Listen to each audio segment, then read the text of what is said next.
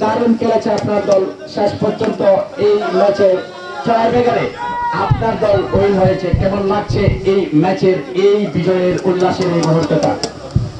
আসসালামু আলাইকুম রহমতুল্লাহ।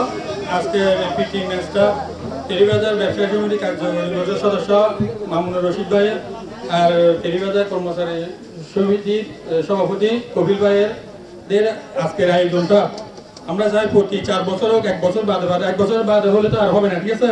4 বছর বাদে বাদে একটা পিটি ম্যাচ আয়োজন কার্য পরিষদে যেটা ক্রীড়া সম্পাদক আসবে এই থেকে আমরা চাই প্রতি 4 বছর বাদে বাদে যখন মানে এই একটা পিটি ম্যাচটা আয়োজন করা হোক, ঠিক আছে?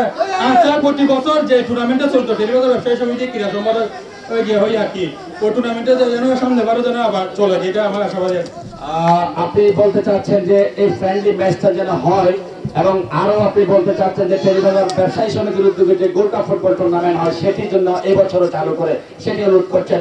আর প্রতিপক্ষ দল ব্রাজিলের ক্যাপ্টেন আপনার পাশে আছেন, ভাগ্যের খেলায় তারা হেরে গেছেন, তাদের জন্য সান্ত্বনামূলক কি বলবেন? সান্ত্বনামূলক কি বলবো, আমি কি বলবো, আমাদের দেশের শুভকামনা, সামনে পারা জানি এটা উইন হওয়ার মতো আমি দোয়া করি। একটি উচ্ছ্বাস নিয়ে খেলা শুরু হয়েছিল, কিছুটা আমরা হতাশা বোধ করছি, হতাশা কাটিয়ে আবারও দারুণ একটি ফ্রেন্ডলি ফুটবল ম্যাচ আমরা আশা করবো। ধন্যবাদ দুই ক্যাপ্টেনকে।